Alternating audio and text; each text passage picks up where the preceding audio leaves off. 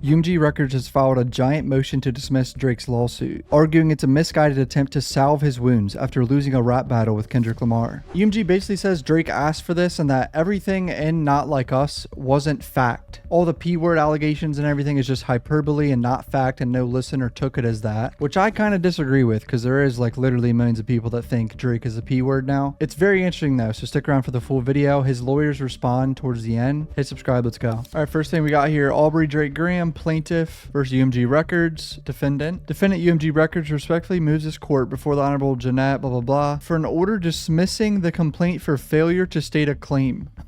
In context of a lawsuit, failure to state a claim means the plaintiff's complaint, even if taken as true, doesn't present enough facts to show a violation of law or that the plaintiff is entitled to a legal remedy, leading to dismissal of the case. So that's what AI thinks about it. UMG Records Memorandum of Law in support of its motion to dismiss. Yeah, I want it all. That's why I strive for it. Diss me, you'll never hear reply for it. Drake on his song Successful. They quoted his own song in this. That is crazy work. Plaintiff, one of the most successful recording artists of all time, lost a rap battle that he provoked and in which he willingly participated. Instead of accepting the loss like the unbothered rap artist he often claims to be, he has sued his own record label in a misguided attempt to salve his wounds. Plaintiff's complaint is utterly without merit and should be dismissed with prejudice. Holy shit, this lawyer is coming for blood. Just destroying Drake off rip right there. Spring of 24, two of the most popular recording artists, Kendrick and Drake, engaged in a high-profile rap beef, blah, blah, blah. We know all this. Diss tracks. Not Like Us was very successful. Halftime show is mentioned. Drake's been pleased to use UMG's platform to promote tracks with similar attacks at Lamar, including most significantly the Lamar engaged in domestic abuse, and that one of Lamar's business partners and managers is the true father of Lamar's son. That is crazy. But now after losing the rap battle, Drake claims that Not Like Us is defamatory. It is not. While the complaint focuses almost entirely on Not Like Us, it disregards the other Drake and Lamar diss tracks that surrounded Not Like Us as well as the conventions of the diss track genre, and thus critically ignores the context of the dispute. Assessing context at It Must Be Not Like Us clearly conveys non-actionable opinion and rhetorical hyperbole. Diss tracks are a popular and celebrated art form centered around outrageous insults, and they would be severely chilled if Drake's suit were permitted to proceed. Drake also alleges that Not Like Us constitutes second-degree harassment, but sues under a criminal statute that does not prescribe speech and has no private right of action. So he sued under the wrong criminal statute, is what he's pointing out there. This whole paragraph is a lawyer basically calling Drake and his lawyers hypocrites. Finally, Drake claims that UMG's promotion of Not Like Us violates New York general business law, but fails to allege any of the elements for that claim. Notably, less than 3 years ago, Drake himself signed a public petition criticizing the trend of prosecutors using artists' creative expression against them by treating rap lyrics as literal fact. Drake was right then and is wrong now. The complaint's unjustified claims against UMG are no more than Drake's attempt to save face for his unsuccessful rap battle with Lamar. The court should grant UMG's motion and dismiss the complaint with prejudice. Yikes. But at the same time, there is a large portion of people on the internet that truly think Drake is like a pedophile now. Like that's a real thing. Like there's people out there that think OVO has pedophiles around them and shit. Is it true? I don't know. Is there actual real evidence of this? Has anyone ever been arrested? Is there like real concrete evidence and charges against anyone in OVO? I don't think so. So I don't know. This is why I don't understand lawsuits, because something could be true, but we don't know if it's true or not. So it's like, how the f do you prove that it's not true? Drake has to prove he's not a pedophile just by saying, yeah, I'm not a pedophile. I've never been charged with it. And like point out, yeah, it was defamatory. It's not true. So I deserve money for this defamatory statements made by Lamar and UMG Records. Oh my God, they're putting all the lyrics in here of what certain things were said in the diss tracks. Drake attacks Lamar's authenticity, mocks his height, states that Lamar cheats on his fiance, asserts that one of Lamar's children was fathered by one of his business partners and managers, Dave Free. Drake raps that Lamar physically abuses his fiance. When you put your hands on your girl, is it self-defense because she's bigger than you? And they hired a crisis management team to claim the fact that you beat on your queen. Drake opens that he has emptied the clip over friendlier jabs. I mean, this is just a whole summary of their beef, dropping songs and lyrics and shit back and forth. Lamar is widely perceived to have won the rap feud. Not Like Us is a massive commercial and artistic success. Has been heard or viewed nearly 6 billion times.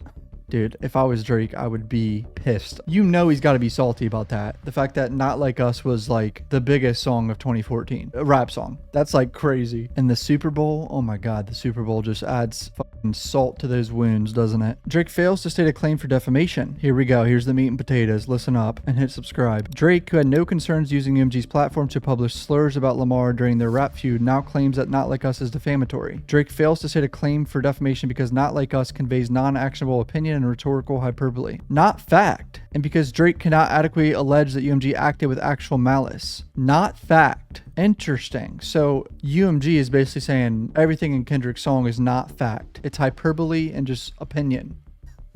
If you really think about it, can't hyperbole and opinion fuck up someone's entire image, especially if it was listened to 6 billion times? To succeed on his defamation claim, Drake must establish a defamatory statement of and concerning the plaintiff, publication to a third party, falsity of defamatory statement, and special damages or per se actionability. And he cites Rappaport versus Barstool Sports. Oh my God, that's hilarious. So that's when Michael Rappaport, I think his name was, sued Barstool Sports for like being fired, and like they released t-shirts of him with a herpy on his lip. A whole drama with Barstool Sports. I can't believe that's being cited. Whereas here, the plaintiff is a public figure. He must prove that allegedly defamatory statement was made with actual malice. That is, made with knowledge of its falsity or with reckless disregard of whether it was false. Well, how the f do you prove that? That seems very hard. How do you prove that Kendrick intentionally put out the whole pedophile thing? And liking little kids and shit. To be defamatory, a publication must convey fact, not opinion or rhetorical hyperbole. Another state cited. The recent case of Rappaport versus Barstool Sports is particularly instructive. There, actor Michael Rappaport alleged that statements by Barstool Sports accusing him of having herpes and abusing his ex-girlfriend, including several statements in a 6-minute diss track, in which defendants rapped a constant stream of insults and slurs about Rappaport against a backdrop of unflattering video clips and images, were defamatory. The district court rejected the claim as a matter of law. The statements were largely laden with vulgarity, hyperbole, and non-literal language and imagery, delivered in the midst of a public dispute between Barstool defendants and Rappaport that would have been obvious to even the most casual observer. Damn, that's actually a good case to cite, but obviously this was on a different scale because Barstool Sports situation was a way smaller situation. Not Like Us was the biggest song of the year. Exaggerated imagery in the music video reinforces that Not Like Us is not intended to reflect factual analysis. For example, the video opens with Lamar whispering to a clown that he sees dead people, a nod to the film The Sixth Sense, implying that Drake has been defeated in the rap battle. The video also shows Lamar beating an owl pinata with disclaimer no OVOs were harmed during the making of this video and staring down an owl in a cage. This imagery reinforces the non-factual nature of Not Like Us. UMG's lawyers are basically saying this shit is not true. That's their defense. It's not facts. It's just hyperbole, but yet 6 billion people listen to it, and millions of people think Drake is a P word. So that's where I'm like, I don't know. Indeed, no reasonable listener would require a disclaimer that the pinata is not literally Drake and his crew. The imagery is satirical, which also signals to the audience that video does not convey sober, factual analysis. The album image of Drake's Toronto house is obviously doctored, further underscoring the non-factual nature of Not Like Us. Again, no reasonable viewer would believe that the image of Drake's Toronto mansion with 13 sex offender markers is real. The image is hyperbolic and exaggerated, conveying opinion, not fact. The broader context also reinforces that Not Like Us is non-actionable. Not Like Us did not emerge out of thin air. It was Lamar's culminating diss track on one of the nastiest lyrical warfare rap feuds in recent history. It followed the release of 7 preceding tracks in which Drake and Lamar hurled increasingly vitriolic allegations at each other, including Drake slurs that Lamar's son was fathered by someone else and Lamar cheats and physically abuses his fiance. If ever there was circumstance for the audience to basically know that it's hyperbole, moreover, the assessment of the broader context makes clear that Not Like Us relates to well-known controversies that Drake himself acknowledged and perpetuated. Basically saying it's Drake's fault. Considering the overall context in which statements were made, a reasonable listener would not have believed that the challenge statements were conveying facts about the plaintiff, rather than opinion, because the statements were based on facts that were widely reported by the Western New York media outlets and were known to the listeners. See, this statement right here, a reasonable listener would not have believed that the challenge statements were conveying facts about the plaintiff. I completely disagree, because once again, there's literally millions of people now that think Drake is a P word. That's a real narrative online now. So I don't know, man. Facts and criticism concerning Drake's relationships with minors predate Not Like Us and have been widely reported. That's true. I think there was something with people were freaked out about him texting Millie Bobby Brown, the Stranger Things girl, because that is fucking weird. But does that make him a P word? I don't know, dude. This is all so fucking weird. Drake for years, rumors and speculation around his misbehavior around minors, and that Millie, oh my God, here it is, Millie Bobby Brown, is one of the things that most people are aware of when it comes to Drake and the rumors around him. She talked about texting Drake when she was, you know, a minor. Notably, Drake himself called on Lamar to invoke these allegations in tailor-made freestyle, in which he had Tupac's AI-generated voice rap that Lamar should talk about Drake liking young girls. Wait, what? That's in that song? Why would he have that in that song?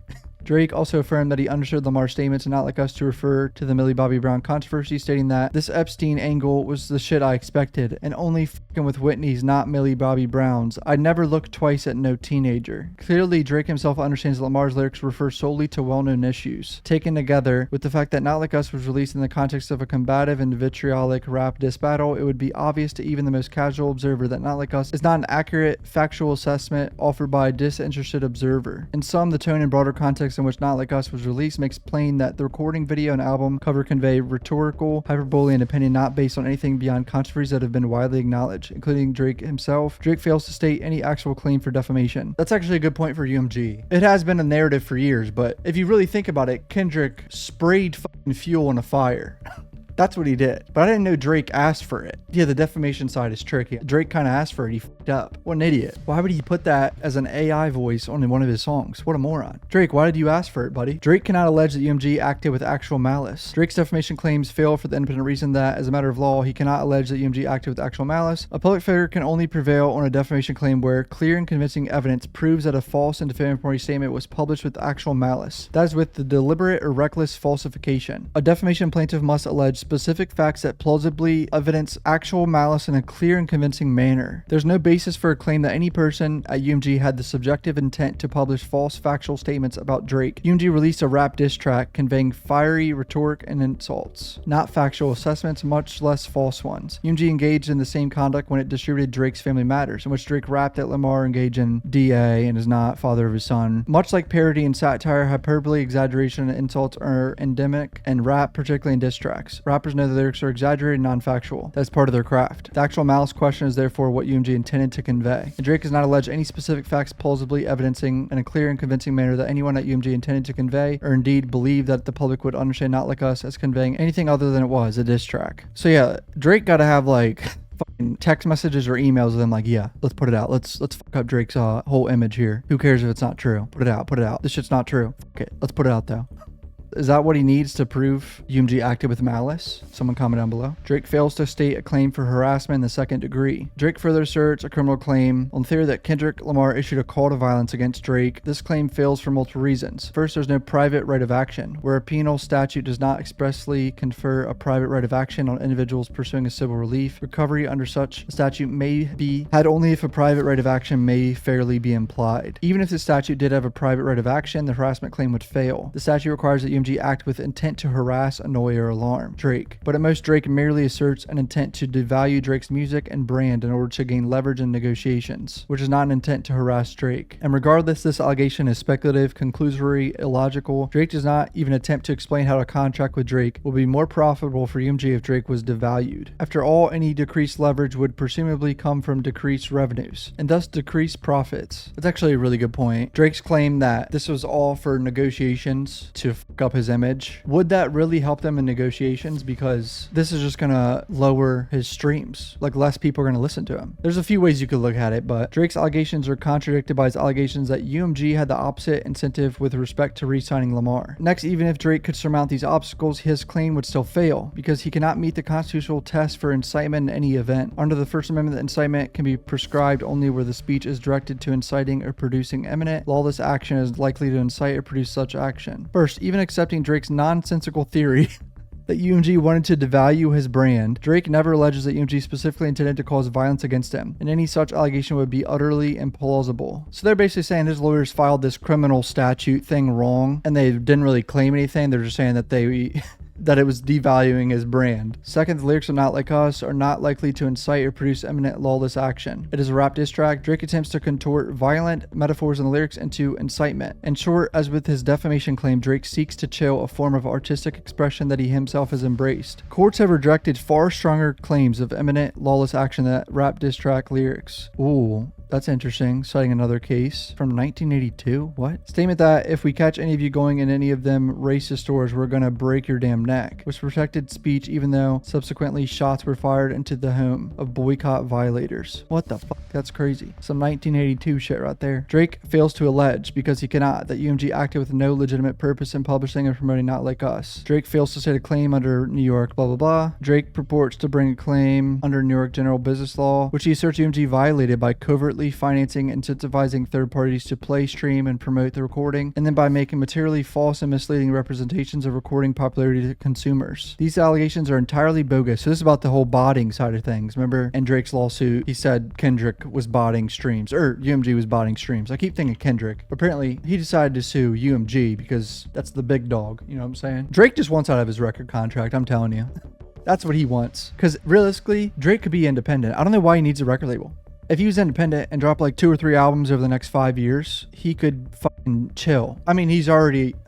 It's always best for an artist to own your own music, you know what I'm saying? That's common sense. The centerpiece of the claim was utterly false, that UMG used bots to stream Not Like Us. Drake based his theory on the claim that an anonymous individual alleged on a Twitch stream that Kendrick Lamar's label paid him third parties to use bots to achieve 30 million streams on Spotify in the initial days following Not Like Us. But this claim then directly refuted by the very source that Drake cites. In the Twitch stream, the anonymous speaker claims that he was hired by Anthony Sala, who is Kendrick Lamar's manager. UMG and Interscope are never accused. Oh, interesting. So UMG is basically saying, hey, it ain't us. That's Kendrick's team.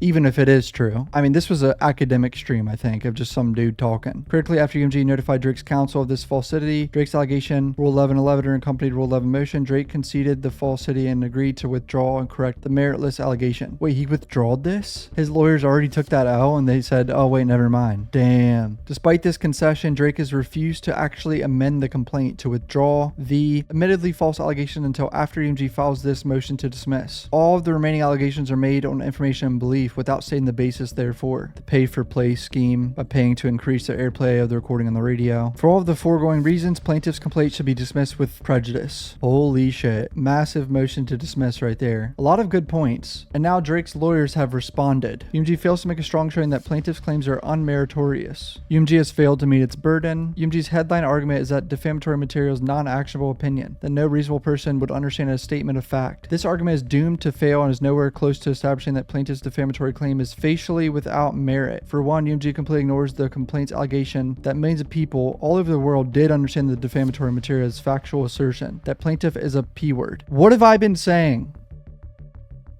throughout this whole video? That's crazy. There really is millions of people that think Drake is a P-word. UMG also ignores the allegations of the statements in question, implied the allegations were based on undisclosed evidence and the audience understood as much. UMG improperly asked this court to accept many of these exhibits for the truth of the matters asserted therein. UMG's reliance on Rapport versus Barstool Sports. For one, Rapport was decided on a summary judgment motion, and critically in that case, there were no allegations that viewers of defamatory allegations in fact believed them to be statements of fact, nor did Rapport involve allegations of P-word. And one of the statements deemed non-actual disclosed the evidence on which it was based, evidence which actually refuted the veracity of the allegation. The only other element of defamation UMG challenges is actual malice. UMG suggests that plaintiff cannot plead actual malice because the statements were not statements of fact, but this is just repackaging of its failed opinion argument.